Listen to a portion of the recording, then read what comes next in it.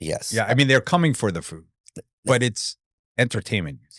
Yeah, I think restaurants are moving in this very so in the last with the rise of social media, like every business, Sure. it's changed the landscape of how we interact with our guests, how guests appreciate and want to be entertained in restaurants. And what's happening is that, you know, the people are looking for experiences more Right. so than ever, and it's driven by their own personal marketing machine, their social media channels, okay? So, people certainly want to be in a place where they they can have a great experience, can take great content and post and things like that, and that's very important. We didn't realize how important that was until about 2 years ago, and, now it's funny when we do a dish, we look at everything. We look at the plate, we look at how it looks on the picture, we look at all of that, okay? Because ultimately, that is your marketing, okay? Wow. And it's not even and we're not controlling a lot of that voice of that marketing, okay, because it's on other people's social channels.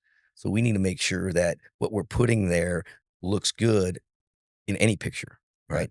And we go through, there's an extensive process that we go through when we do a new menu and we do pictures and things like that. So from presentations of plateware to glassware to colors in the cocktail, I mean, it's definitely changed. Where before you were focused on two simple things, okay?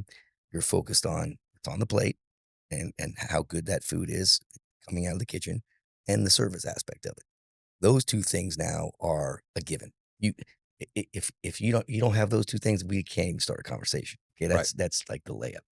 Now you have to layer on those other things, right? Look, we we did a we lit a tomahawk on fire at YOLO. Okay.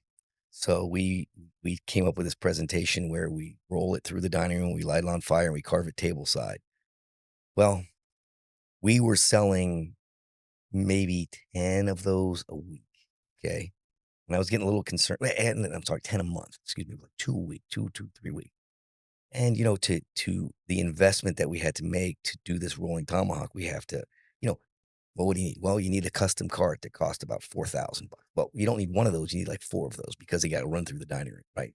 You need special knives that are made. You need you need to, we needed to have a special broiler for these tomahawks. There's a whole Right. bunch of infrastructure investment that we're betting on to make sure this. Now we roll this thing out.